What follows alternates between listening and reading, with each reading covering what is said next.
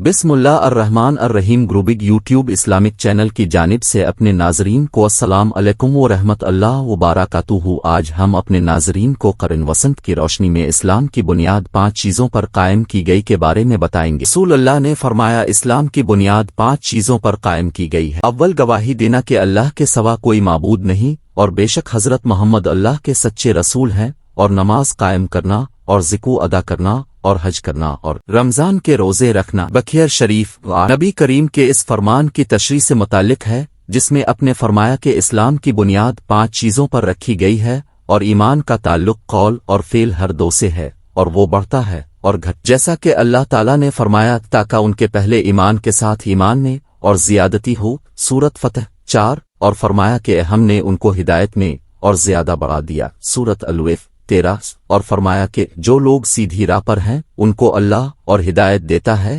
سورت مریم 76، اور فرمایا کہ جو لوگ ہدایت پر ہیں اللہ نے اور زیادہ ہدایت دی اور ان کو پرہیزگاری عطا فرمائی، سورت محمد 17، اور فرمایا کہ جو لوگ ایماندار ہیں ان کا ایمان اور زیادہ ہوا، سورت مدثر 31، اور فرمایا کہ اس سورت نے تم میں سے کس کا ایمان بڑھا دیا، یہ الواقع جو لوگ ایمان لائے ہیں ان کا ایمان اور زیادہ ہو گیا، سورت توبہ 124، اور فرمایا کہ منافقوں نے مومنوں سے کہا کہ تمہاری بربادی کے لیے لوگ بکثرت جمع ہو رہے ہیں، ان کا خوف کرو۔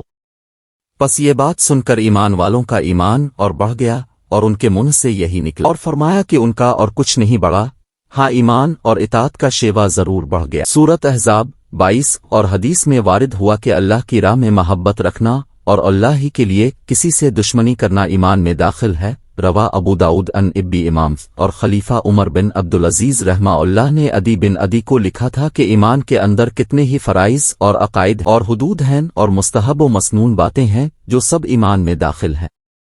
پس جو ان سب کو پورا کرے اس نے اپنا ایمان پورا کر لیا، اور جو پورے طور پر ان کا لحاظ رکھے نہ ان کو پورا کرے اس نے اپنا ایمان پورا نہیں۔ پس اگر میں زندہ رہا تو ان سب کی تفصیلی معلومات تم کو بتلاؤں گا تاکہ تم ان پر عمل کرو، اور اگر میں مر ہی گیا تو مجھ کو تمہاری صحبت میں زندہ رہنے کی خواہش بھی نہیں۔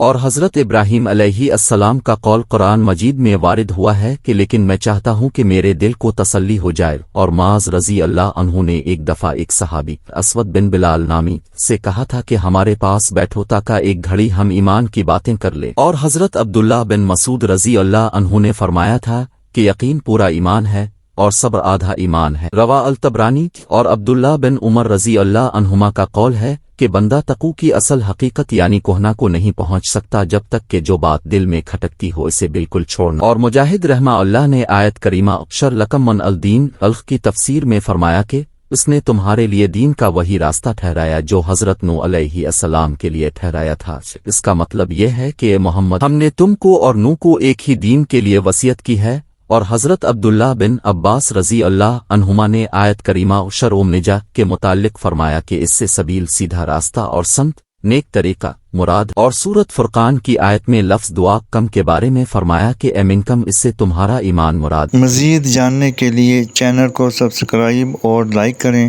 ویڈیو کو آخر تک سنیں تاکہ نئی آنے والی ویڈیو کا نوٹیفیکیشن آپ کو مل سکے۔